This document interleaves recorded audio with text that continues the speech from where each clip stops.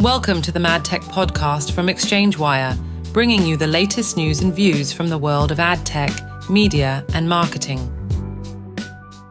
Hello and welcome to the MadTech Podcast. I'm Grainne Reid, Head of Marketing at ExchangeWire, and this week I'm delighted to be joined by Josh Hill, Senior Director, Head of Optimisation at EMEA at Kepler. How are you doing, Josh? Yeah, I'm doing well. Thank you so much for having me. I'm really excited to be here. It's great to have you in the office. Yeah. We've got John Still, Head of Content at ExchangeWire. John, how are you? I'm well, thank you. Always lovely to be here. Great. Well, this week we will be discussing OpenAI's hack on Hugging Face, the EU fine to Google for €890 million over search and app store breaches, as well as the judge halting Paramount-Warner Bros. Deal. The first story, OpenAI reveals that during a test, an autonomous AI agent escaped its testing environment and hacked into AI startup Hugging Face. An incident OpenAI called unprecedented, involving state-of-the-art cyber capabilities. The breach has intensified debate over AI safety, autonomy, and the need for stronger regulatory guardrails. Tongue twisters all around there. Josh, I'm going to come to you first on this story. And what do you think we need to try and seriously consider these guardrails and the AI standards? Yeah. There certainly needs to be some level of regulation here and some independent third-party accountability mechanisms as well, right? We're seeing, in this instance, OpenAI, but some of these other LLMs move from this sort of theoretical risk to cybersecurity to very tangible, autonomous, offensive threats. So, yeah, I think we're at an inflection point where there needs to be some sort of regulatory intervention to ensure there are standards that are being maintained and upheld. Yeah. John, what are your thoughts on this too? Oh, yeah, we needed regulation yesterday or the week before, or probably in early 2023 when this started really coming out. I think it's easy sometimes to look at these proclamations of our AI escaped, look at what it can do, as a bit of a tease for the market. Sometimes it's we are this, our machine is this powerful, maybe invest a few more billions in us and what we can do. But also the risks are real. If this happened and an AI from a lab broke its containment and found its way into another AI system, then the time for guardrails and standards and third-party verification and bodies for this is absolutely now. Yeah, if not yesterday. If not, I say, if not 2 years ago. Yeah. People familiar with this podcast will know that I'm always calling for regulation across the board. But it's dangerous stuff, and it's this Hugging Face found this without knowing where it had come from, and then OpenAI confessed to it and did a blog post about what had happened and how it happened and how they would, how this thing had broken its containment. But this is sort of the first case of this happening, and it's frightening that, of course, it's possible. It's literally artificial intelligence. It will be able to do these things.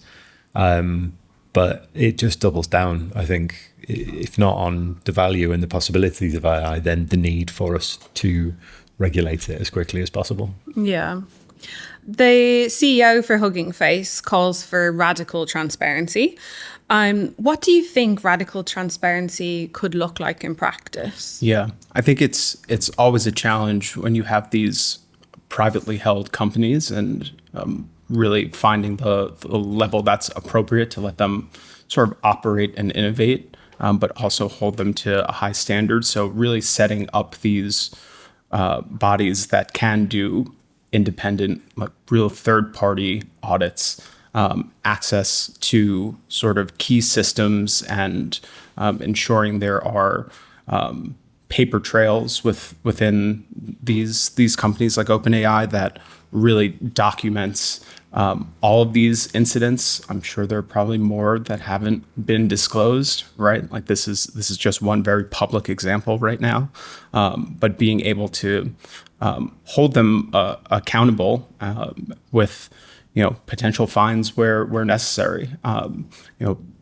This escaped a virtual sandbox environment, but maybe there should be regulation about the hardware that's actually being used for these test environments to ensure that these models aren't able to break out into other systems. But there needs to be something systematic, traceable, verifiable that will really hold them to a higher standard. Yeah. And like kind of talking about the platforms and just general systems, John, how do you think companies could rethink their approach then to this sort of security and internal testing? I think we've ended up in this AI arms race basically between all the companies, and we've been hearing for years that it's like, oh no, don't regulate us, else our international competitors will get ahead of us and we'll lose the arms race and China will win and the Chinese models will win. Don't slow us down, guys. Don't slow us down. And that's never been sustainable. That kind of, the accelerationist element of it has always been concerning. It is just trying to do what they can as quickly as possible. And that's when guardrails get put aside. And that's when safety protocols get put aside in the name of progress. And it ends up, in dangerous times, I think. And so they need to, slow down and think about the guardrails, think about the securities needed. And certainly, as Josh said, I think this third-party access to the systems to be able to verify, to be able to ensure that there is protocols going on, that this is being managed. It should really be like route one stuff now, I think, in terms of what the possibilities of AI are. Yeah. And Josh, how do you think AI, the impact of AI, what this will mean then for the future of media buying? Yeah, there are huge implications for this. Of course, we've been talking about, agentic buying and bidding and creative generation and all of those sort of core processes to buying media. But I think the real risk is there's already so much ad fraud. Think about the sheer volume of currency trading hands in a given day or week. The more money being spent, the more rife that industry is with fraud, or at least fraudulent actors. So if we as advertisers are willing to cede more control to these LLMs to do all of these different points of the buying phase, and really like outsourcing some of these human elements to these models, that just provides an additional channel for fraud and for risk. We're ceding that control, and if we don't have real clarity and transparency on how these models are acting on advertisers' behalf or on behalf of those fraudulent actors, then we find ourselves in a position where we're putting, trillions of pounds globally at risk. Yep. Yeah. I guess just kind of, I'm sure you're going to have similar opinions there to Josh on kind of the risk management side, but is there anything else that you want to add, John, to what this means for the future of media buying? Yeah, I think it really does accentuate the need for human oversight for this stuff. Like agentic AI and agentic media buying is obviously the future in the same way that programmatic was. It's just something that is going to make the system easier, more flexible. But with that comes everything that Josh said. It will absolutely exacerbate the problem with ad fraud. If you give a machine your credit card, it's going to go and buy mad stuff. We need the guardrails on it. If you're leaving your media buying to an agentic system, it has to have really smart, really tight rules as to what it's buying, where it's going. Else it could put your entire year's ad spend in MFAs or, fraudulent sites that will never get a click, never get a view, never get anything off it. It will have to be like, I think I'm just defending the role of the human media planner here. I really want them to still be able to use these tools and for it to be efficient and for it to be a good way of doing things on all sides. but it still needs that smart direction before it makes any transaction, or is just given the keys to the bank account, I think. Yeah. Okay. Well, great. I'm going to move us on now to our second story. The European Commission has fined Google a combined €890 million, which is the equivalent of £760 million, for two separate breaches of the Digital Marketers Act, marking the first time the tech giant has been penalised under the bloc's landmark gatekeeper rules. Brussels found that Google gave preferential treatment to its own services over rivals' offerings within Google Search, resulting in a €460 million fine, and a further €430 million penalty was issued over Google Play, where the company was found to have restricted app developers from directing consumers towards cheaper offers on external websites or alternative app stores. So Josh, I'm going to come to you first. And is this investigation proof that the EU is finally willing to use its regulatory powers rather than just talk about them, I suppose? Absolutely. Yeah, 100%. This has really empowered Brussels to act swiftly here, which I think is really necessary in delivering the promises of consumer protection that came with the DMA. I think we do have some precedent before this with big fines for Apple and Meta previously too. And yeah, this is all in the name of consumer protection. I think they are coming out guns blazing and using this regulatory power that they have. Yeah. John, were you surprised by this? Yeah, I'm surprised and pleased that Google have gone. I mean, it's hard to talk about financial fines when you talk about Google because they have an infinite amount of money. So even a €860 million fine, it's nothing. I like the follow up that with non-compliance it'll be 5% of Google's annual turnover. That feels like a lump sum something to go at. But I'll veer into the less skeptical side of it now and say, yeah, it's great to see that the DMA is bearing fruit on this. It will have an impact on transatlantic relationships. I'm sure there will be threats of tariffs coming. There will be, all sorts on the back of the DMA and the back of the EU putting this into play. But it is good to see that an attempt is being made at least to protect consumer rights and to do what the DMA was designed to do in the first place. Yeah. And how might this case reshape how global companies think about compliance, transparency, and cross-border digital governance?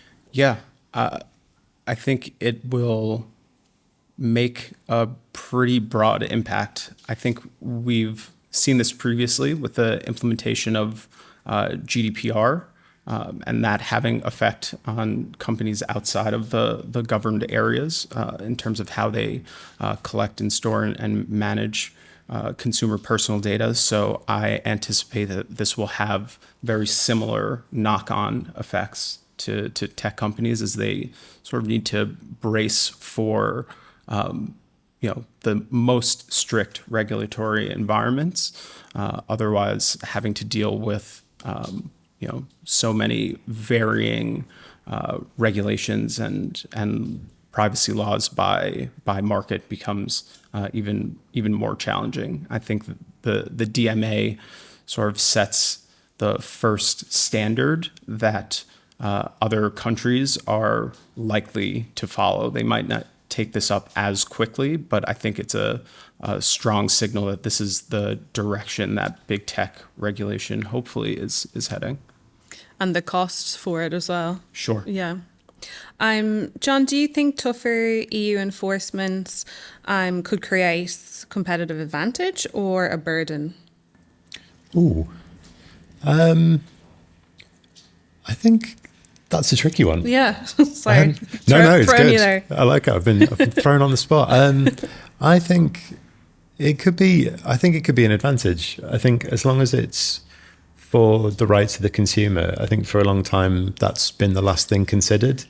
And, the consumers have gone along with what's been put in front of them, which is totally fair enough. The rules are very opaque and like not easy to understand regarding privacy, regarding what your data is used for, regarding the value exchange of it. But I think having regulations that show that the best interests of people at heart will always be, a decent competitive advantage.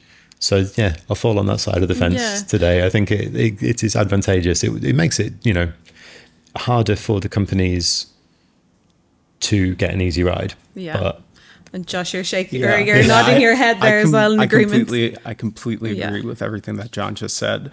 I think constraint drives innovation. Yeah. So these big tech companies have nearly infinite resource to figure out how they'll make money and continue to drive record profits in the face of this sort of regulation. So as long as it's underlined by, again, protecting consumers, I think this is certainly a net positive. There's no, like you say, they have infinite resource. There's no excuse not to be able to innovate in these circumstances. It's not, it's not a massive restriction. It is just doing what is right for your consumers. And they have the funds to go out there. They have the people to go out there and do it properly and work around it and innovate around it.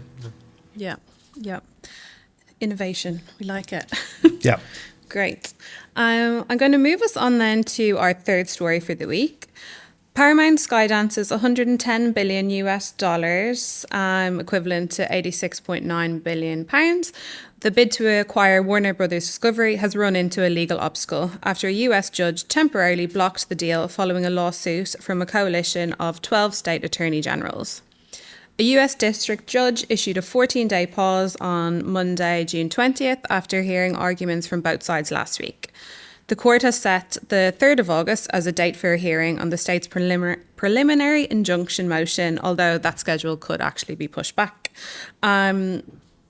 Josh, do you expect this deal to go through? I think the odds of this deal going through are certainly getting worse. Yeah. And Paramount's made a real concession here by pushing the closing date out to 2027. I think that signals how strong they feel this case is. So yeah, I think the odds are shrinking by the day at this point. John, what do you think?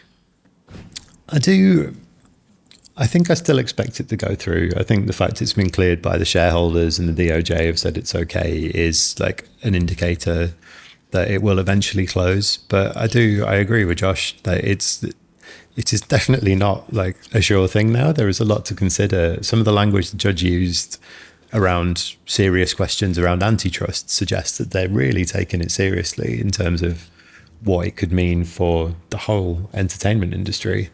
And I do personally expect it to still go through. I just assume these things will, but I like that this is being so carefully looked at and that there are, there are reasons for it to be paused and that it's has that oversight over it. It's a good thing. Yeah.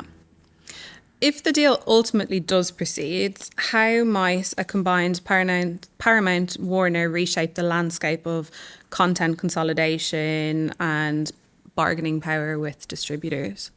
Yeah, it certainly gives them unprecedented leverage, I think, and from a media buying perspective too around this. If we think about how advertisers go into upfronts and how